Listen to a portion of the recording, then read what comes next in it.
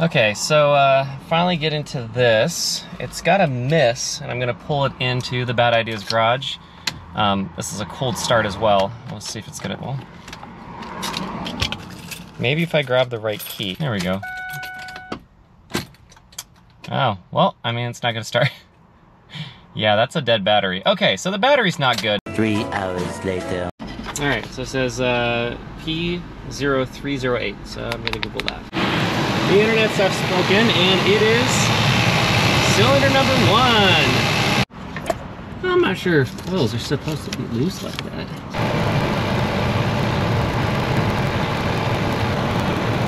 These clips are on the bottom. That's how you get these things out.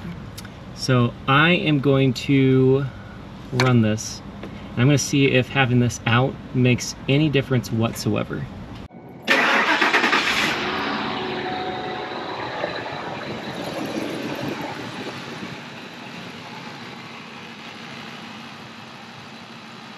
Yeah, I think it runs just about the same.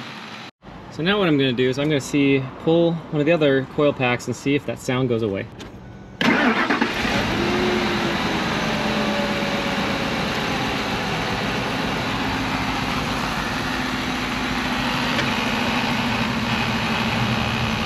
.308, which is the one that we had, and 352, let's see what that is. And hello from September. So now that I'm putting together the video now, I'm just realizing that my GoPro definitely was dead for the rest of this day too.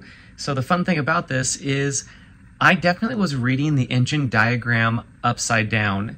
And so when I was referencing the check engine light codes with the cylinder numbers, it was actually cylinder number 8 and not cylinder number 1 in this diagram. So once I started going through cylinder what was now number 1, disconnecting that, thinking about disconnecting the fuel injector, things like that, and I wasn't getting any reactions, which means that it wasn't a problem with the fuel injector or the coil. Once I looked at the engine diagram and realized, wait, I'm actually doing this on the wrong cylinder, then I was like, okay, where is the cylinder? Well, it's all the way in the back. So the next day is when I was like, okay, I'm nearly positive that it is an ignition coil. I'm gonna go ahead and get a set of them because I bought a whole set of them for like $40 for all 8 ignition coils.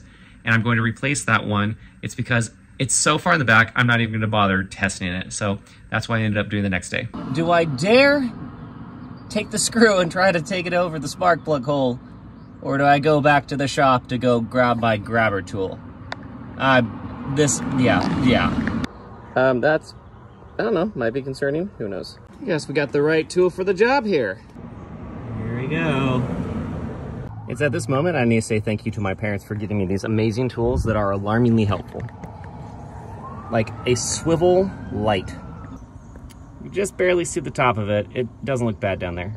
All right, so took a wobble and a 7mm, and I got that in using my magnetic tool. So yeah, we're just gonna tighten this up and see how she runs. This thing runs really well. I'm gonna say this now before anything else breaks, but okay, got a low battery indicator, which is probably not surprising. Okay, but I don't have a check engine light, which would come on almost immediately. I think at least one thing we've solved. Okay, coming off high idle. Okay, I mean, we're a little rumbly, but not bad. I mean, it was really, really bad, and that check engine light would come on immediately. Oh, okay, there we go. Alternator's doing what it needs to do. I think we might have done it. Okay, that's still buzzing over there. But, I mean, it's real smooth. Hello, and welcome now to October. It's actually Halloween here in Oregon, which means it's very, very wet.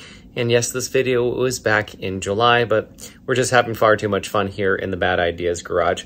So whatever ended up happening to the Ford Expedition? So after doing the diagnosis and figuring out that it actually runs really well after replacing just one of the ignition coils, I put out a couple of feelers, particularly through the Oregon Fire Service Museum network, because this is a fire apparatus. And yes, it has higher mileage, considering a lot of fire enthusiasts would be looking for something that's either more unique or something with low miles. This wasn't really overly unique, and it had high miles, and there was a specific enthusiast who was looking for like a fire battalion chief vehicle for his collection. He got wind of this expedition and he came down, he gave it a test drive, and it was really hot, but the air conditioning worked and made good power, and he drove it for a good solid 20 minutes and he wanted to buy it, and so he did. He gave a great deal to the museum, and the proceeds of the sale of this apparatus went directly to the museum, didn't go to us, didn't go to the Bad Ideas Garage, which was great. And so it went to an enthusiast, and I actually got to see it a little bit later in the summer after he had washed it and cleaned it up, because I hadn't had a chance to do any of that. And he also took it to a mechanic and they started to work through a couple of the things. And at that point, it really didn't need very much. And his plan was to get all of the radios and all the lights to work again, because most of the wiring and the infrastructure was in place for that to happen. However, he told me that there might be a head gasket leak.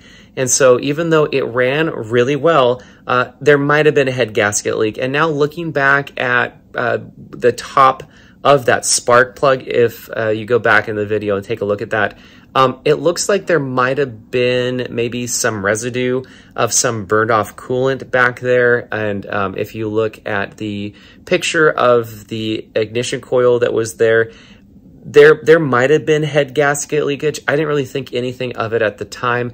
And I actually haven't heard from him ever since that conversation. So that means it might have been okay, or because he just loves it so much, it just wasn't a problem. And he honestly, he did really love this expedition. It was really cool. He has a lot of really cool apparatus, and this was one that he just really loved. So that's one thing that we really like to do in the Bad Ideas Garage, is that when we do a restoration or a partial restoration or a minimal restoration like this one was, we love to see when vehicles go to new owner or someone that's just going to absolutely love it. So that was really cool about this expedition, is that that's where it went. So now we're going to learn a little bit about what happened to the Sable. So the expedition, take a look at the other video that I posted a couple weeks ago. I'll put a link in the description below. The expedition is what I drove from Scioto, Oregon to Albany, Oregon, and I thought that that was going to be the fun one to drive, but that ended up having a really, really bad misfire the entire time. I didn't even think I was going to make it for part of the trip. And I thought that the Sable was the one that had issues. And so we actually towed that back to Albany. Well, it turns out the Sable really didn't have anything that it needed besides some really minor stuff. And primarily it just needed tires. So now we're going to learn about the Mercury Sable, what it needed, and then where it ended up. After the expedition was all dialed in and sold to the new owner, it was time to figure out what was going on with the Mercury. And as you can see here, yeah, it was getting wiggle with it. These tires were straight up dangerous, so we went to the local Firestone and they hooked us up. All right, thanks Firestone and Corvallis. On the Mercury Sable, we got a set of $300 tires. Look at, there's actually tread on them. So we're gonna see how well this actually drives now. After spending a little bit of time in the Mercury, I actually ended up driving this car for a good solid 2 months over the summer. It really didn't need anything else besides a good solid wash. So my friends over at Suma Detail, they've sponsored some of our previous videos in the past. Hint, hint, nudge, nudge. Yes, there is going to be a link in the description below. I gave a very easy ceramic coat. It's one of those spray-on ceramic coats, as you can see what I'm doing here, and a good solid wash. And honestly, I didn't do anything else to it. And at the end of the day, it was a 2002 Mercury Sable, so we decided it probably wasn't worth really putting a lot of money into it. And so there was a clunk in the suspension, which ended up being a loose bolt. And the brakes shimmied a little bit when you pressed on them really hard, and there's this interesting clunk that happened at highway speeds that I found out was most likely an engine management issue that just came with Mercury from the factory. It's like a gift. But otherwise, we actually just last week ended up sending it over to a dealership who ended up taking possession of the vehicle, and they ended up selling it actually to another local fire enthusiast. So it was really cool that both of these cars ended up being in good homes with fire enthusiasts who would end up appreciating them. So I did end up spending a lot of time driving around in that Mercury because I wanted to make sure that whomever was getting the car after me was going to have at least a functional car. It's because if the transmission was on its way out, for example, we weren't going to be selling it. This is a scrap vehicle. But I did do my research and I talked with somebody who is an expert at older Fords who had spent some time working at a Ford dealership. And he's like, yes, this is an engine management issue that apparently was just a thing with these transmissions. We really just wanted to make sure that whoever was going to get this car next wasn't going to have a catastrophic transmission failure, because that is really bad for the museum. It's really bad just for the community, of course. And personally, we always want to make sure that whoever gets the vehicles after us is going to be set up for success, the very best that you can with the 2002 Mercury Sable. So that was issue number one. And then the thunk in the suspension, we wanted to make sure that that was also not going to be a catastrophic problem. That ended up just being a loose bolt, which was great. So it ended up leaving from the front of my house before going into the fall and going into the school year, which made my spouse very, very happy. However, what's been going on in the Bad Ideas garage ever since is that my buddy Curtis, he's got this amazing shop, and we've been working on a Subaru Justy that now is sitting on a Mazda Miata chassis and is powered by a 13B Renesis motor. So if you've seen any of our YouTube shorts, or maybe you're seeing us on Instagram, you see the shop in the background. That's my buddy Curtis, and we are incredibly thankful that he's letting us use that there. He also said that it's okay if we bring over a couple of vehicles to be working on the YouTube channel. And the last time that I counted, I think that there's like 6 vehicles there now. So we're having a lot of fun. We're working on Wednesday nights out there, which is great that we're just kind of building our schedule around this. So the plan is moving into the wintry months that we will continue to be making some moderately entertaining automotive content, or whatever you else you want to call us at the Bad Ideas Garage. So we would appreciate a like and subscribe. We're going to be producing more content on that Subaru Justy, the Mazda, I think is what we're going to be calling it.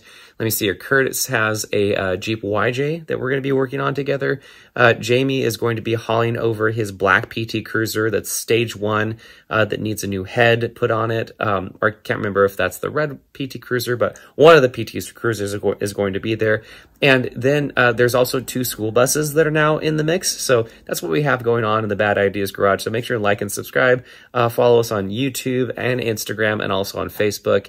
We appreciate all of the support, and we'll catch you later. Well, maybe Jerry doesn't like it. Honey, what do you think? I think it's cool. That's what I hear. Noah, do you like riding around in the fire truck on your birthday?